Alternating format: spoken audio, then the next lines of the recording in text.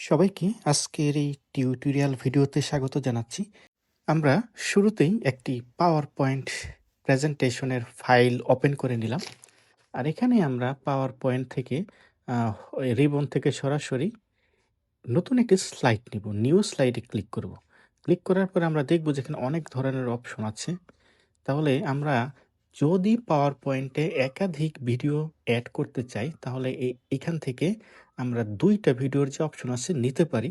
কিন্তু সাধারণত প্রেজেন্টেশন আমাদের একটি ভিডিও ক্লিপ একটি স্লাইডে দেখানোর প্রয়োজন পড়ে। তাই আমি প্রথমেই একটি স্লাইডের যে অপশন আছে সেইটি সিলেক্ট করে নিচ্ছি। আপনারা যদি বড় করে দেখাতে চান তাহলে অবশ্যই এই টাইটেল অ্যান্ড কনটেন্ট এটা নিবেন।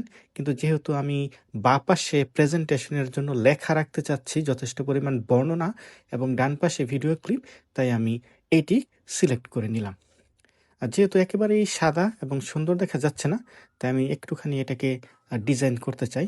ডিজাইনের জন্য অটোমেটিক ডিজাইন করা অনেক অপশন যেহেতু আছে, সেখান থেকে আমি একটি ডিজাইন প্রথমে সিলেক্ট করে নিই। ওকে, লুকস বেটার। না, এটা না, আরেকটা নিলাম। আচ্ছা, এটা যথেষ্ট সুন্দর দেখা যাচ্ছে। আর এখানে আমাদের বাম পাশে ভিডিওর অপশন, ডান পাশে বর্ণনার অপশন আছে। লেখা যেহেতু একটি সাধারণ বিষয়, এখানে আপনি আপনার টাইটেল এবং এখানে সেই ভিডিও ডিসক্রিপশন লিখতে পারেন, যেটা দিয়ে আপনি আপনার প্রেজেন্টেশনের সময় ব্যাখ্যা করবেন। আর ভিডিওর জন্য এখানে দেখেন অনেকগুলো অপশন আছে। এটা হচ্ছে টেবিলের জন্য, এটা চার্টের জন্য, এরকম। আমাদের ওইগুলি দরকার নেই, আমাদের যেহেতু ভিডিও দরকার, এখানে ভিডিওর যে অপশন আছে এই অপশনটিতে আমি ক্লিক করলাম। ক্লিক করার পর আমি আমার এই ফোল্ডারে আগেই একটা ভিডিও ডাউনলোড করে রেখেছি। আপনারাও কম্পিউটারে নির্দিষ্ট ভিডিও আগে রাখতে হবে, যে নির্দিষ্ট একটি ফোল্ডারে যেখান থেকে আপনি ইনসার্ট করবেন। আর আমি এটি এখন ইনসার্ট অপশনে ক্লিক করলাম। আমরা দেখতে পাবো যে পাওয়ার পয়েন্ট একটি মেসেজ দিবে আপনাকে।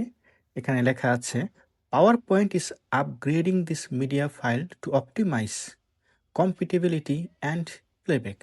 মানে তার মতো করে সব জায়গায় যেন এটা প্লে করা যায়, সে এটাকে ওইভাবে সেট করে নিচ্ছে। আর এই কারণে আপনার এই ভিডিওটা আপলোড করার জন্য একটু টাইম লাগবে। নির্ভর করবে কত এমবি বা জিবির ভিডিও এবং কত বড় ফাইল, তার উপর একটু অপেক্ষা করতে হবে। একবার সেটা আপলোড হয়ে যাওয়ার পর আপনি এমনকি পেন ড্রাইভে করে অন্য কম্পিউটারে বা যে কোনো ডিভাইসে আপনি এই পাওয়ার পয়েন্টটি যখনই চালাবেন আপনার ভিডিও প্লে হবে। তাই একটুখানি সময় দিতে হবে এখানে। আমাদের ভিডিও ফাইলটি আপলোড কমপ্লিট হয়েছে এবং সেই ফাঁকে, কমপ্লিট হওয়ার ফাঁকে, আমি একটি টাইটেল এবং বর্ণনা এখানে লিখেছি।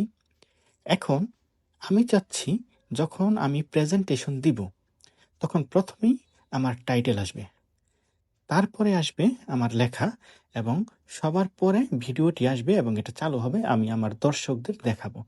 আমি প্রথমেই যে কাজটি করব, ট্রানজিশনে আসব। ট্রানজিশন থেকে আমি একটি ট্রানজিশন সিলেক্ট করব, যেভাবে আমার প্রেজেন্টেশন শুরু হবে। আমি কার্টেন নিলাম যেন থিয়েটারের মতন পর্দা সরে গিয়ে আমার প্রেজেন্টেশনটি ওপেন হয়। তারপর আমি চাচ্ছি আমার এই টাইটেল আসবে।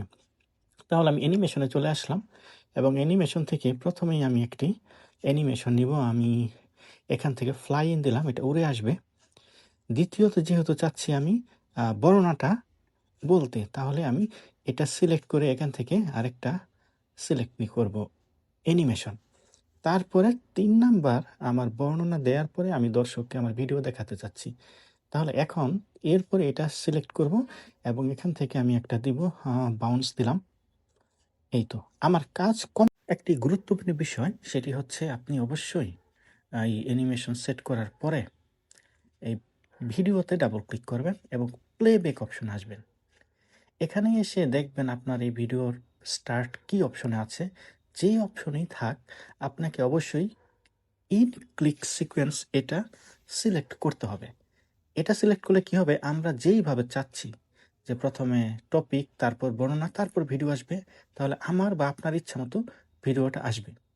দ্বিতীয়ত যেই কাজটা করতে হবে প্লেব্যাক থেকে, আপনি যদি ফুল স্ক্রিন আসবে সেটা চান তাহলে এখানে ফুল স্ক্রিন সিলেক্ট করবেন। আমি চাচ্ছি না, আমি চাচ্ছি আমার বর্ণনা এবং টপিক থাকবে এবং ভিডিওটা চলবে, তাই আমি ফুল স্ক্রিন দিলাম না।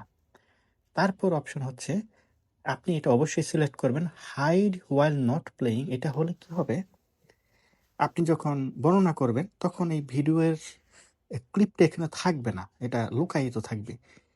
ঠিক যেইভাবে আমি বা আপনি চাচ্ছি যে আমাদের বর্ণনার পরে এটা আসবে, এটা সেইভাবে ৩ নাম্বার আ অপশন হিসেবে, অর্থাৎ তৃতীয় অপশন যখন আমি ক্লিক করব ৩য় বার স্লাইড চেঞ্জ করার জন্য, তখন এটি আসবে। আমি আপনাদেরকে সেটি একটু এখন দেখাই।